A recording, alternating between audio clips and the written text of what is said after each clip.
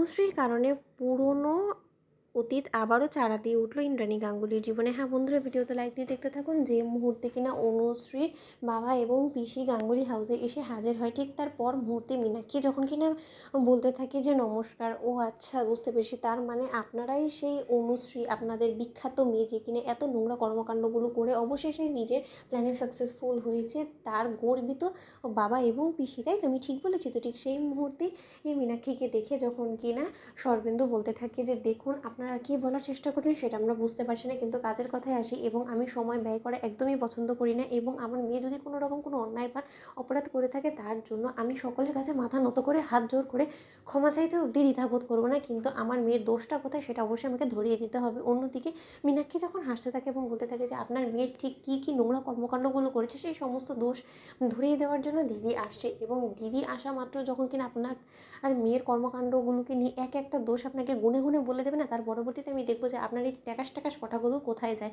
এবং আমি বেশ বুঝতে পারছি যে যেমন বাবা তেমন তার মেয়ে, যেমন নোংরা শিক্ষা দীক্ষা আপনারা দিয়েছেন সেটা দেখে বোঝাই যাচ্ছে যে এই সমস্ত নোংরা শিক্ষা দীক্ষা ঠিক অনুশ্রী কোথা থেকে পেয়েছে। অন্যদিকে এই কথা বলা মাত্রই ইন্দ্রাণী গাঙ্গুলি যখন সেখানে এসে বলতে থাকে যে কি হয়েছে রে ছোটো, অন্যদিকে মীনাক্ষী বলতে থাকে যে নাও দিদি, এসে পড়েছে তোমাদের বাড়ির ছোট বউয়ের বাবা এবং পিসি। অন্যদিকে অনুশ্রী যখন বলতে থাকে যে আন্টি আমার বাবা এসেছে। অন্যদিকে ইন্দ্রাণী গাঙ্গুলি মীনাক্ষী সরে যাওয়া মাত্র যখন কিনা প্রথমবারের মতন শরবেন্দুকে দেখতে পাই, ঠিক তার পর মুহূর্তে ইন্দ্রাণী গাঙ্গুলি এবং শরবেন্দু দুজনই চমকে উঠে, এবং রাজশেখর গাঙ্গুলি যখন পেছন দিক থেকে এসে বলতে থাকে যে কী হয়েছে ইন্দ্রাণী, কে এসেছে। অন্যদিকে রাজ যখন কিনা এতগুলো বছর বাদে নিজের সেই খোয়া যাওয়া বন্ধুকে প্রথমবারের মতন দেখতে পাই, ঠিক সেই মুহূর্তে শরবেন্দু বলতে থাকে যে আমি কোথায় চলে এলাম। অন্যদিকে অনুশ্রী পিসি যখন বলতে থাকে যে কী হয়েছে দাদা, তুমি এরকম করে থম খেয়ে গেলে কেন, বলো তো কী হয়েছে। ঠিক সেই মুহূর্তে শরবেন্দু যখন বলতে থাকে যে আমার এখানে একদম ভালো লাগছে না, আমাকে এক্ষুনি এখান থেকে চলে যেতে হবে। ঠিক সেই মুহূর্তে মীনাক্ষী যখন বলতে থাকে যে যেই কিনা দিদি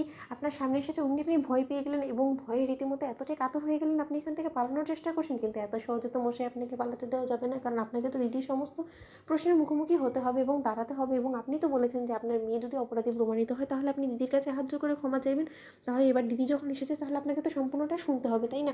অন্যদিকে যখন কিনা শরবেন্দু বলতে থাকে যে অনুশ্রী তুই আমার সঙ্গে চল, তুই কী এমন কর্মকাণ্ড করেছিস বল। ঠিক সেই মুহূর্তে অনুশ্রী পিসি যখন বলতে থাকে যে অনুশ্রী তার থেকেও বড় কথা, তোর সিঁড়িতে সিঁদুর কোথা থেকে এলো বলতো, তুই কি কোনো মতে বিয়ে করে ফেলেছিস। ঠিক সেই মুহূর্তে অনুশ্রী কিছু বলার আগেই মীনাক্ষী বলতে থাকে যে বিয়ে শুধু করেনি, সে রীতিমতো আমাদের বাড়িতে এবার জেকে বসেছে, এবং ও আমাদের বাড়ির ছোট ছেলেকে মিথ্যে ভালো মানুষের মায়াজালে ফাঁসিয়ে ওকে বিয়ে করে নোংরা কর্মকাণ্ডগুলো করে এবার আমাদের বাড়িতে নিজে এর বউ হওয়ার অধিকার ফলাতে এসেছে, তার জন্য আপনাকে দিদি রীতিমতো এখানে ডেকে পাঠিয়েছে।